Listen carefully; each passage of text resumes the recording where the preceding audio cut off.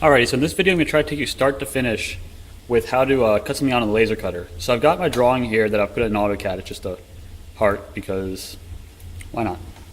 And essentially what I'm going to do is I'm going to come in here, I'm going to try to change the color here. I'm going to make it red. And I'm going to change the thickness. I'm going to make it 0. It's the thinnest thing you can do, right? Hit escape a couple times. Now I've got a thing that the laser cutter will be able to recognize. And this is because the color will tell it what kind of cut to do. And then because it's so thin, it'll recognize it as a vector, which is important. We don't want it to do a raster, we want it to do a vector. So I can come in here and tell it to print. Oops. And I want to go to this VLS, right?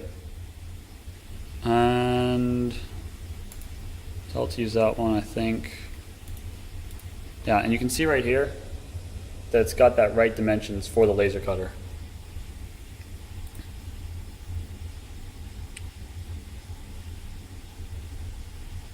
That's zooming kind of funky.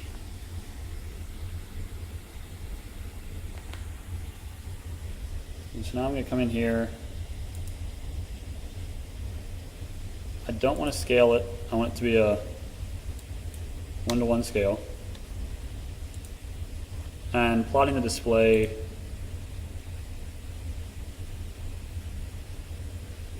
should be fine, I think. Ready? So now I can come in here and open up the VLS. I just hit the Windows key and then just, oh, this is ULC actually, I'm sorry. UCP, that's where you go. And now it's right here. You can see it, no problem. Zoom around, and I'm going to move this.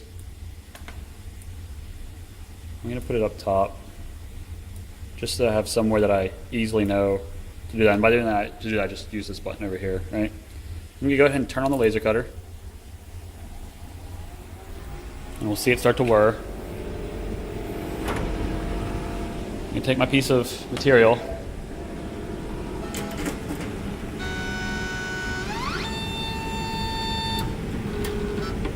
All those things going in and zeroing it. This over so it's a little bit less warm.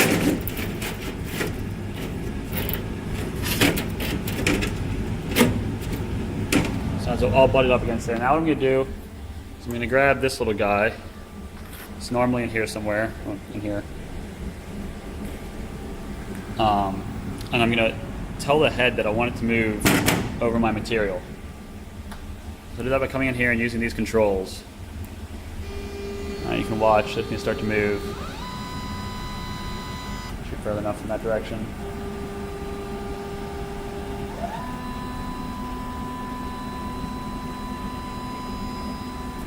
So now what I can do is I can set up the proper Z-axis offset. So if you look here, you'll see that there's this little ridge thing right here.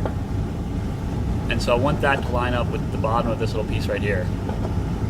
So it doesn't right now. If I can come back here, I can use this Z down. And that'll lower the entire table. And just lower it until they match up.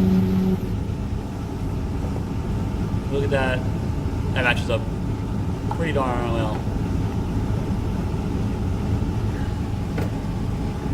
The table will probably come up a little bit more. Alrighty. That should be good.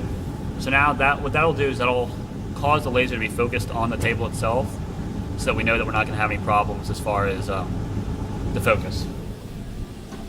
Next what I'm going to want to do is I'm going to want to put on one of these little guys so I can use the air assist feature. So this is just going to pop right on up in there.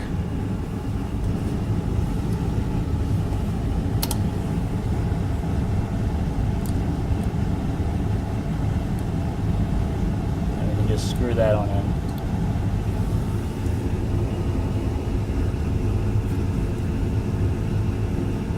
Alrighty. So now that I've got that in, I'm going to come in here, I'm going to turn on the air.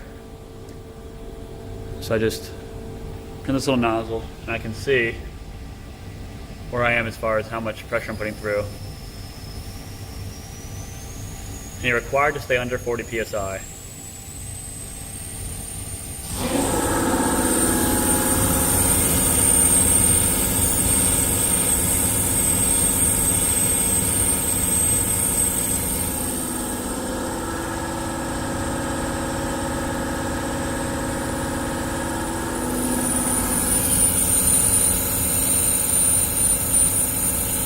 So that'll be nice, and that'll help keep the flame down and everything. So now I'm gonna come in, plug this in.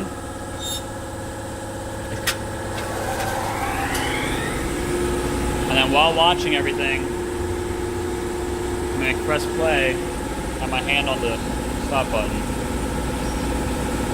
And I forgot something, you know what?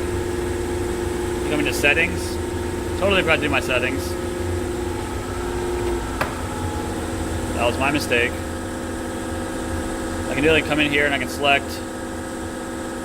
I'm gonna do it manually actually. I want full speed.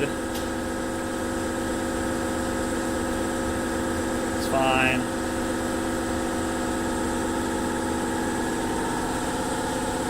No, that'll actually be fine. Okay. That's all to resume from where it was.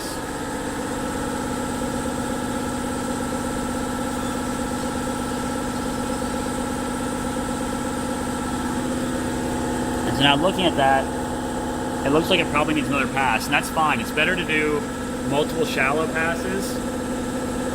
Oh shit. I didn't have this plugged in.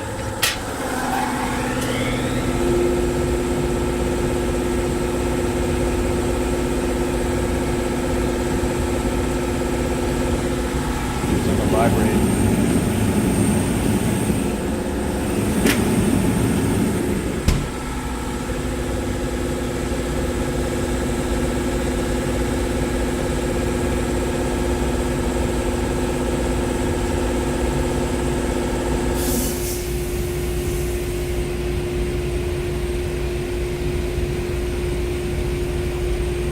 So you see at every pass it's still not making it through, but it's getting a little bit further down. That's what we want. We don't want to make it all the way through in one pass. That'll probably be indicative of burning.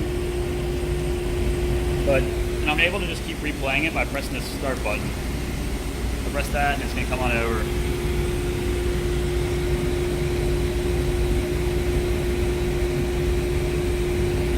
Go ahead and take a look at it.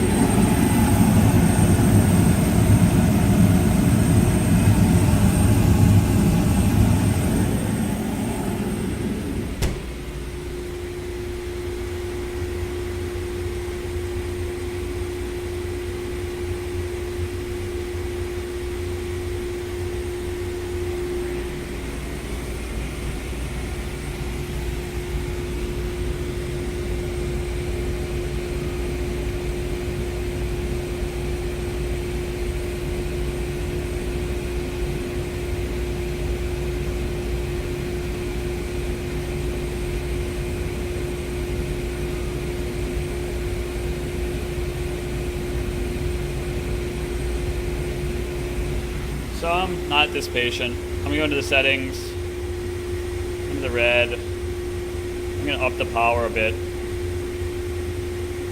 I mean, we'll see what happens. See how that changes things.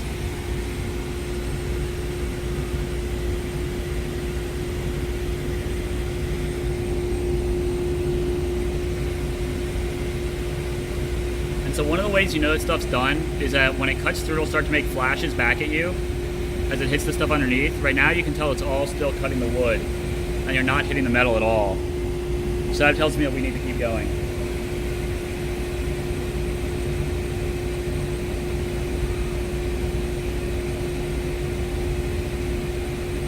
The other thing I noticed that as we've gone down, it means that our Z-axis is now off a little bit. We're gonna hit that a couple times and bring us up.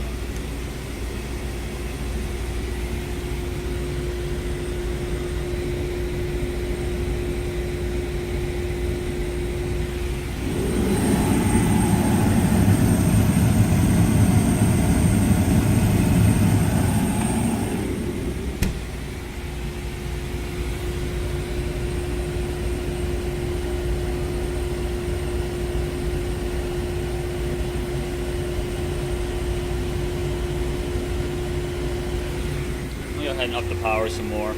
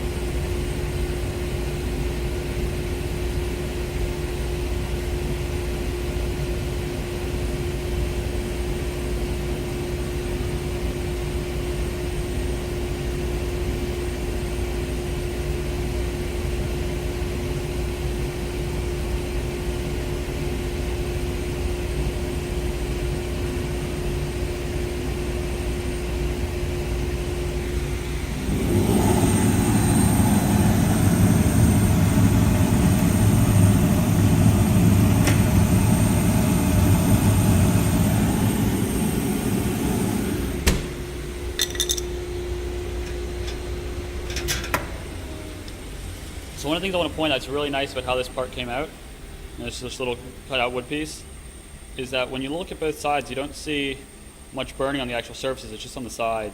And that's because I took so many passes. If you were here to feel it, you'd also realize that it was really smooth, really nice. And that is because I took all those multiple passes. So just as a recap, all you got to do for this thing to work is, you go into AutoCAD or whatever you're doing, draw up your drawing, tell it to print, make sure that you've got your scale set to 1:1, that your printer is this VLS, use that landscape, you can check to see that it's the right dimensions here. Tell it you want to just plot whatever you're looking at, or if you have something else, it's fine too. Go ahead and do that. And it'll come up in here, you can move it around, reshape it, whatever. Go into settings, set whatever you want your different cutting things to be. Make sure you set, and then okay. Then just press play and run it until you're done. You can always pause it. These buttons will allow you to restart where you are. I mean, it's a pretty cool machine. Other than that is, make sure that if you've got that little air assist cap on there, that you do have this pumping air through. If the air assist cap is on and there's no air, then it'll burn out the lens, and that's not good. The other thing is make sure that that thing is plugged in to drive the impeller. As far as on the road, I wanted to have that automatically turn on. Actually, I wanted both of them to automatically turn on, and I've got some designs for that if you're interested in building that, but it's something that I'm not going to have time for. I didn't even get the order in. So good luck. I'm going to now take off. I'm going to shut down this thing right here. That'll allow me to move this freely. And now I'm just going to go ahead and take off this little guy, so the next person that comes in won't accidentally, mistake that it's not in there and destroy the lens. And that's it.